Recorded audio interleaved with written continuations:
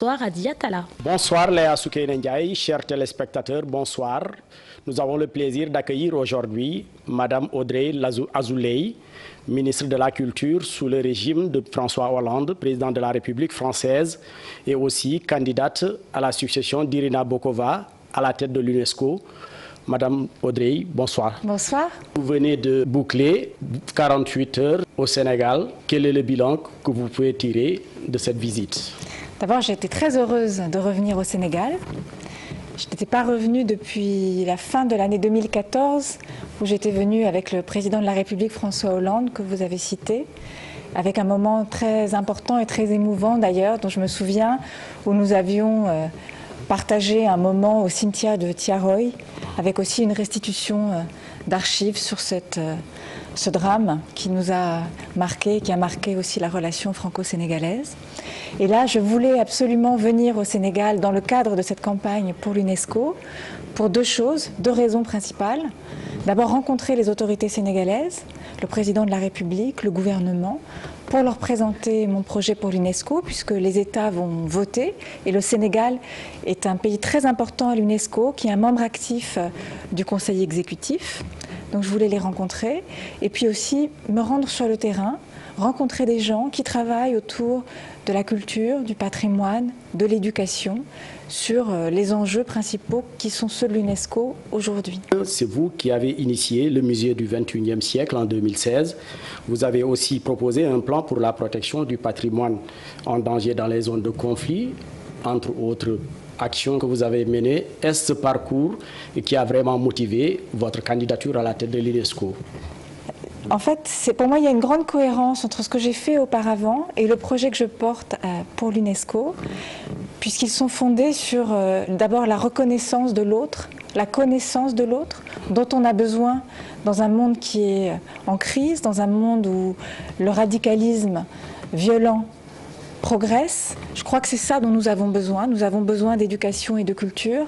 Ce que vous avez cité étaient des enjeux importants. Le musée du XXIe siècle, c'est une grande réflexion sur ce que doit être le musée au XXIe siècle. Quel est son rôle citoyen? C'est une réflexion à laquelle qui a été partagée aussi par des musées étrangers et avec lesquels nous pouvons aussi discuter au Sénégal sur ce type de sujet. Et enfin, la résolution au Conseil de sécurité a été un grand moment pour moi quand j'étais ministre. J'ai été à New York au Conseil de sécurité défendre une résolution sur la protection du patrimoine pendant les conflits. Parce qu'on voit bien que la culture en général et le patrimoine en particulier sont visés systématiquement, délibérément pendant les conflits. On l'a vu très récemment encore en Syrie, mais ce n'est pas nouveau malheureusement. Parce que la culture, ça symbolise la diversité. Ça symbolise une histoire que certains voudraient effacer. Et en s'attaquant au patrimoine, ils s'attaquent aussi à l'avenir possible après, au moment de la paix. Donc il est important que les États protègent leur patrimoine et que la communauté internationale s'unisse pour cela. Et cette résolution a été votée à l'unanimité avec le soutien du Sénégal, qui est membre du Conseil de sécurité en ce moment. Vous êtes 9 candidats à la succession d'Irina Bokova. Je sais que le choix n'est pas du tout facile. Bien, j'espère, mais c'est un vote. Parce que c'est un vote aussi qui est un peu particulier. On sait comment ça se passe pour élire un directeur de l'UNESCO. Il y a d'abord le Conseil exécutif de l'UNESCO qui va se prononcer. C'est 58 États qui vont voter, chacun de façon souveraine, pour un candidat. C'est très ouvert, vous l'avez dit, la procédure est transparente. Il y a eu 9 candidatures déposées. Chacun fait valoir son projet. Et ensuite, donc en octobre, à Paris, où est le siège de l'UNESCO, ces États vont se prononcer. Et ensuite, la conférence générale qui réunit l'ensemble des États membres de l'UNESCO, l'UNESCO qui est vraiment l'endroit où les États sont tous là et sont là sur un pied d'égalité, ce qui est très important. Et c'est là qu'ils viendront confirmer en principe le choix qui aura été fait par le Conseil exécutif. Mais vous l'avez dit, il y a 9 candidats, donc c'est très ouvert. Madame le ministre, on sait que l'UNESCO, d'habitude, ce sont des sexagénaires ou bien des quinquagénaires qui ont l'habitude de diriger cette institution. Vous, on sait que vous êtes quadragénaire. Est-ce l'effet Macron qui a prévalu? Alors, je crois que de toute façon, le XXIe siècle, c'est le siècle de la jeunesse. Et en Afrique, on sait ce que c'est que la jeunesse.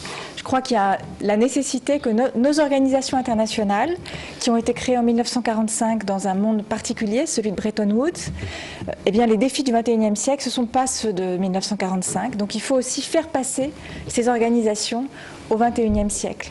Et c'est ce à quoi j'essaierai de m'employer si je suis élue. Mais c'est vrai qu'en France, il y a aussi un vent d'optimisme et de jeunesse qui a suivi l'élection du président Macron. D'autant que juste avant, nous avions eu très peur parce que nous avions, au second tour de l'élection présidentielle, l'extrême droite qui était là, aux portes du pouvoir, qui aurait été un véritable désastre, non seulement pour la France, mais pour l'Europe et le monde, je crois. Et donc, il y a un enthousiasme à voir que ce n'est pas le choix qui a été fait par les Français, mais qu'au contraire, ils ont préféré un président jeune, mais n'est pas que jeune, qui est aussi ouvert sur le monde, ouvert sur l'Europe, qui veut dialoguer avec l'ensemble des pays.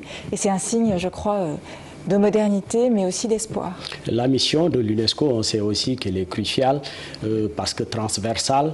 Est-ce que vous pensez avoir la solution? Elle a joué un rôle majeur.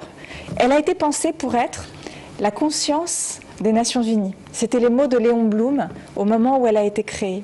Ça veut dire que c'est l'endroit aussi qui était un forum intellectuel avec des grands penseurs du monde entier qui venaient parler devant le monde en s'adressant à l'UNESCO.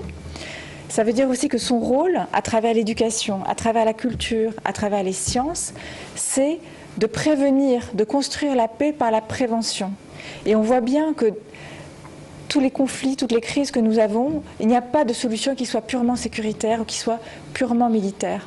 C'est par l'éducation, c'est par la culture qu'on arrivera à avoir une vision globale aux défis qui sont devant nous. Donc je crois que le mandat de l'UNESCO, qui repose sur ses piliers, éducation, culture, science, protection des journalistes aussi, je crois que c'est un mandat qui, lui, est très moderne. L'UNESCO doit réaffirmer son lustre d'antan, il doit aussi réaffirmer ce qu'on appelle son caractère universel.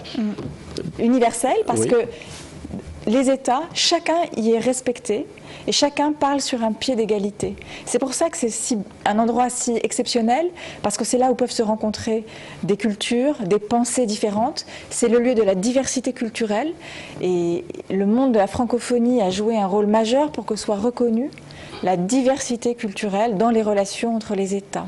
Et c'est cet idéal universaliste qui est fait sur la connaissance de l'autre, sur le respect, sur la tolérance qu'il faut porter et qui est plus que jamais nécessaire quand on voit les défis d'aujourd'hui et notamment la montée des fondamentalismes extrémistes et violents.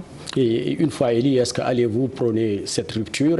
C'est le projet que je porte et je crois qu'en plus c'est une exigence pour la jeunesse d'aujourd'hui et de demain. Et ça passe par là, la solution passe par là. Elle a un rôle exceptionnel, l'UNESCO. Il faut simplement la faire rentrer pleinement dans le XXIe siècle, qu'elle puisse parler aux populations d'aujourd'hui, qu'elle puisse exercer son mandat de façon complète. Vous êtes jeune, est-ce un atout? Je pense que ça ne suffit pas, mais c'est important pour comprendre le monde d'aujourd'hui, d'en faire pleinement partie. Au regard de ce qui se passe dans ce monde d'aujourd'hui, gagné par la recrudescence de la violence et du terrorisme, quel rôle doit jouer l'UNESCO pour endiguer vraiment ce phénomène? Je crois qu'elle a tout en main pour aider à construire une culture de la paix.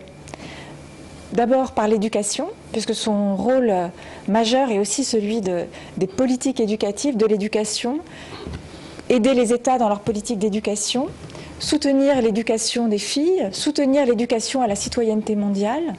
Elle doit agir aussi à travers la culture, parce que la culture, c'est préserver le patrimoine, bien sûr, matériel, immatériel, le faire respecter, le faire connaître par l'autre, c'est-à-dire refuser l'ignorance. Et on sait bien que c'est à travers l'ignorance que se construisent les haines. La haine de celui que je ne connais pas. Donc, elle a les instruments justement pour bâtir une culture de la paix. Et puis il y a un autre pilier qui est à mon avis très important, qui est aussi celui du défi climatique, qui est celui d'aujourd'hui, qui est celui de demain. Et elle peut agir à travers les sciences, puisqu'elle a un rôle très important aussi pour les sciences, l'UNESCO, et elle peut agir aussi à travers l'éducation à l'environnement durable. Donc on est vraiment dans la formation, la prévention, l'éducation des jeunes générations, et c'est ça qui sont les meilleures défenses à long terme pour la société. Arrivé au terme de l'entretien et ça a été un plaisir de vous rencontrer et j'espère vous revoir ici sur ce plateau même une fois il est à la tête de l'UNESCO, que vous veniez dérouler votre programme